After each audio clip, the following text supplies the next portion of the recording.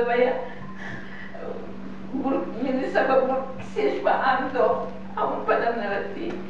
دوری سفیده میدونن که یک کمش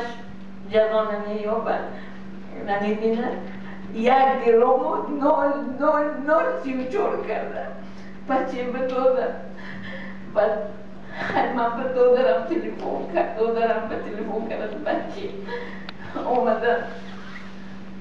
گفتن که 1000 دادرم بود که $1000 دادن در همون شب خلاصه من $300 آوردم زاکر عبدالرحمن میگه که ما بسیار این کرد من غفلت بماندم منم نپرسیدیم که خیلی چند پول بیارم من اگر $1000 میدادم بچه‌م نمیموند بچه هم میدادم سری من اشتراکچی جنگ افغانستان 5 شیر به جنگ کردیم از 1 دیویزه 23 کشید در مادگی قطوری هم 23 به میدست و بیپوی سری من هم در میان 23 کس به میدرون وضعیت که بود آخر همین از جنگ افغان زنده بیادو در وطن خودش در دولت تینجی از دست همین آدم های ظالم کشته شود و بعد وقتی که من با خبر دادم من رفتم ماشین که منم بردم اون که تو بود طرف چون گفتن که دادرم و این هم آمدن دیگر ما و گفتن که ما مرزه میدیم به شرطی که شما یگان جای بعد شکایت نمی کنید خیلی ما وعده داریم که شکایت نمی کنید بعد دادرم این آمدن خیلی مرده برآورده دادن گفتن که ما اینه ششتیم کفن کردیم نشویتان کفن نکشویتان در ماشین بماندن من داد گفتم که ریش کشادی من ریش کشادن که هم تو زدگی همه جویش بعد خونه آوردیم که یک شب میهمان شد در پیش 6 تا سهره پگهیش به 6 تنبه گرفتن بچه من 6 تنبه گرفتن بعد همون کفنم کردیم رفتیم لباسو میریم چون مقا پشیدگی واش همون لباساش دتنش انا خوب زدیم همین خیلی زدیم که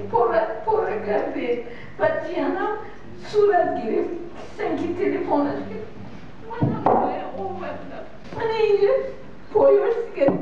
زدگی پاره منم میگه تو پاره تو بچه پاره دستاش شکستگی منم بچه منم اینو میگه تو من چقدر طاقت کنم یک دم سرم بود من چقدر طاقت کنم بچه‌م کسم نبود من مراجعت کردم من سرم همین خیلی بیکسم بچه‌م داغو انا همینه گرفتم کشتم اگر من مراجعت کنم اگر میگویم که همین دیگه من آورده دادم میلیسه خب باید больница когаз доки он скончался от сердечной недостаточности. Ой, бага, сердечной недостаточности грешу. А вот замахнутыми катку. Давай Министерство юстиции на листах. А из-за того, что они по факту бумажки, Шериман, вайба, туалет по дорогам, туалет по автин. اتوالت برومد رفت افتید اویدش خون آمد مرد آخر بچه های مایده خدی پدر و مادراشون کجا آمد می افتن می برون سراشون می کفادن می داشون خون می دادن می مرن آدم های کلان رم می رد می افتن دستشون میشکنن پاشون میشکنن یا لب می خورد نمی مرن همه خیلی بودن چیکار کنم کدامش با باور کنم کدامش با این با باور کنم کاغذی میدیم ولی دختر با باور کنم یا کاغذی ایزه تو رو شدی با فرساندگی جواب ایده تو رو شدی فرساندگی با باور کنم کدامش با باور کنم نمیدونم چیکار کنم بسیار Çamuruz makinemi kınamada metunama kınama çamur kuşları şurada. Bana yakta doktora okudum nigoda. Amca yolum yok da nigoda nigoda. Bana yakta doktora. Anne, bana yakrız. Hadi suni. Yani kazanmadan ona bana hadi suni. Ondan sonra işte buradan suni. تو هزار و دوازده جواب شدن میگد که انا باید سعید و گم زندگی اما سعید کشیدم فامیلیش زویی رفت نامش عبدالکریم سعید و هست بعد من گفتم که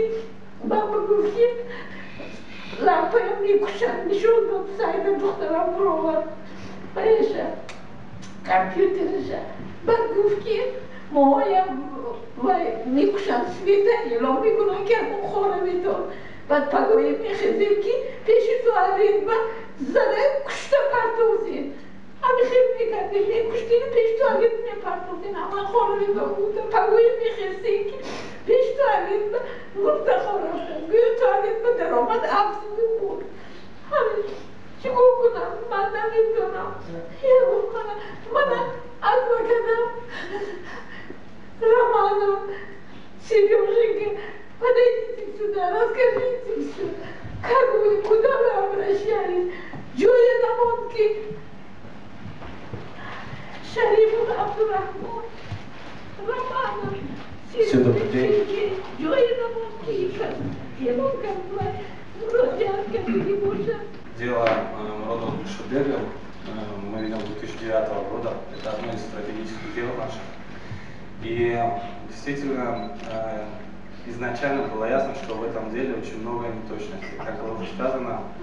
версия, что он умер от сердечной недостаточности, впоследствии была подтверждена материалами дела. В настоящее время дело приостановлено в связи с неустановлением лица, причастного к совершению преступления. Однако в ходе расследование уголовного дела, дело неоднократно приостанавливалось, мы жаловались заново, дело заново возобновилось, только трижды дело было или прекращено первый раз, что-то говорю, дело было отказано в связи с отсутствием события преступления, то есть как будто никто не умер, как будто ничего не произошло.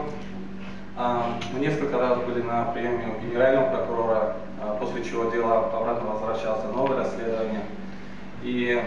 я лично участвовал в качестве оператора в эксгумации тела Дильшодбека. И своими глазами мы увидели, что повреждения есть. То есть, согласно материалам, дело, что якобы он упал в туалете, ударился, в результате чего он умер. Нам удалось доказать, что именно повреждение было в основании черепа, и на следственном эксперименте мы доказали именно следователю, что именно повреждение в основании никак не могло произойти, то есть повреждения были бы гораздо выше. Также мы представили, выходили заключенные, которые сообщали фамилии, имена сотрудников исправительного учреждения. Также вследствие эти фамилии и имена были представлены. Есть и другие доказательства в материалах дела, однако до сегодняшнего дня дело не расследовано, находится в прокуратуре, и в настоящее время мы приняли решение, что это будет, будем обращаться к комитету по правам человека, поскольку на национальном уровне уже практически 4 года дело то отменяется, то возвращается на расследование, происходит несколько следственных действий, после чего опять выносится постановление о приостановлении уголовного дела. Я очень понимаю чувства Любанкова, поскольку это был единственный сын, но со своей стороны хочу сказать, что мы используем все возможные механизмы и будем, как было сказано, будет приезд специального докладчика, по этому делу у него уже есть информация, мы неоднократно представляли, и я думаю, что мы попросим поднять этот вопрос на встрече с соответствующими правоохранительными органами